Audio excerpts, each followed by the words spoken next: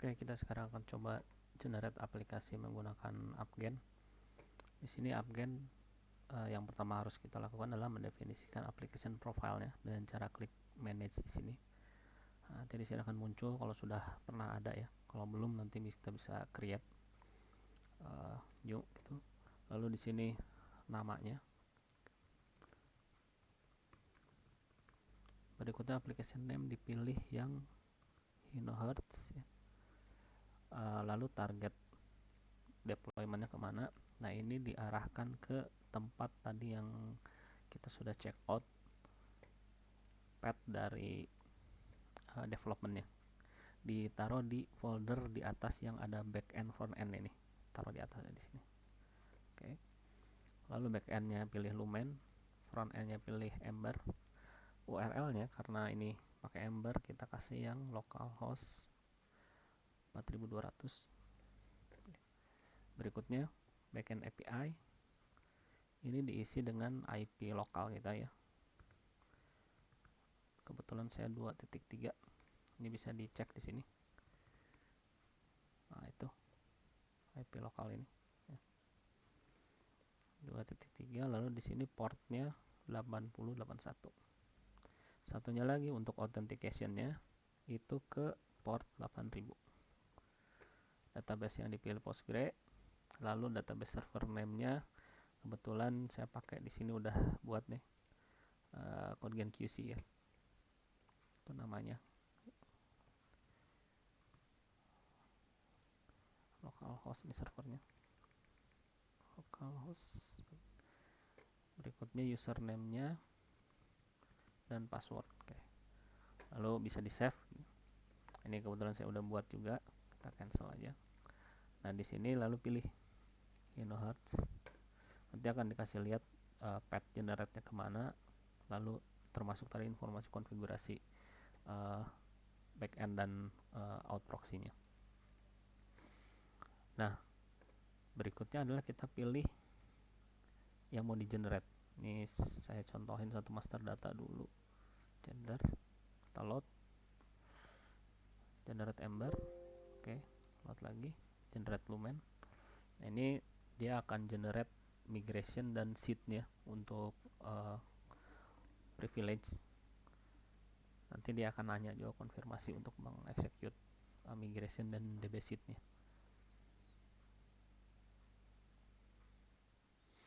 Yes.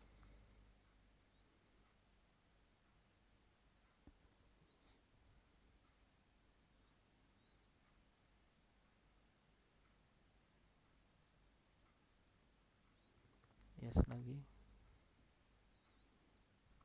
Yes lagi. Oke. Sampai di sini gender udah tergenerate ya. Ini kita tinggal tunggu si Ember-nya loading.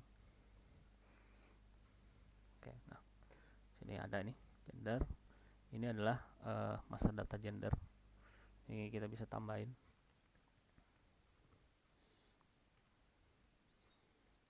Udah save. Lalu masuk ke halaman detail. Dari sini kita bisa balik lagi. Ini halaman listnya. Ini bisa kita tambah.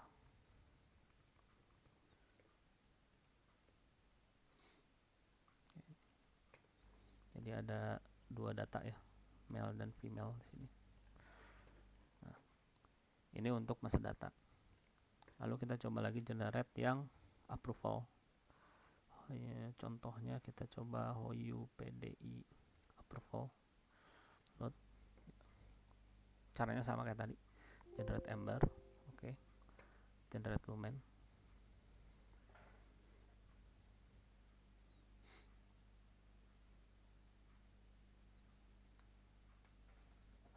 Sama prosesnya seperti tadi, dibuat dulu migration ya, lalu nanti dibuat DB seed-nya, lalu di execute untuk dimasukkan ke database.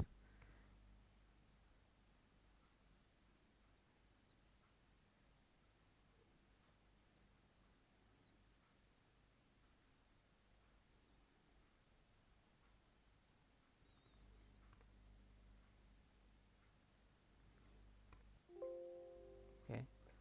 Nah, ini kita tunggu lagi si Ember-nya untuk loading ya. Oke. Berikutnya sambil nunggu ketika tadi generate backend itu, kalau untuk yang approval itu di generate juga file SQL-nya. Nih, ini ada insert untuk datanya dan data inbox-nya dibuat di sini. Ini nanti untuk kalau kita mau coba tes ya, karena inbox-nya itu dikirim dari aplikasi lain masuk ke dalam sini. Jadi di sini nanti tinggal pakai. Nah, ini masih kosong. Kita masukin dulu datanya. Oke.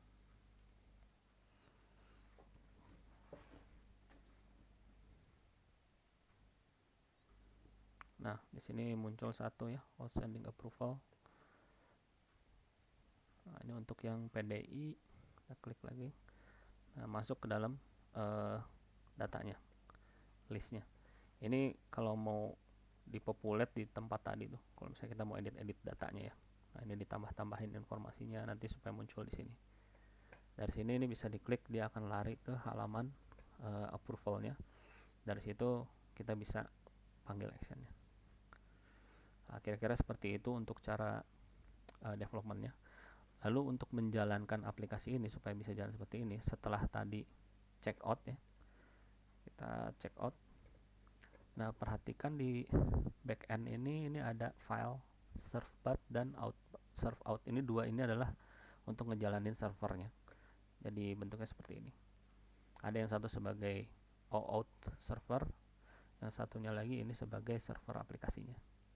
Nah, ini perlu dijalanin.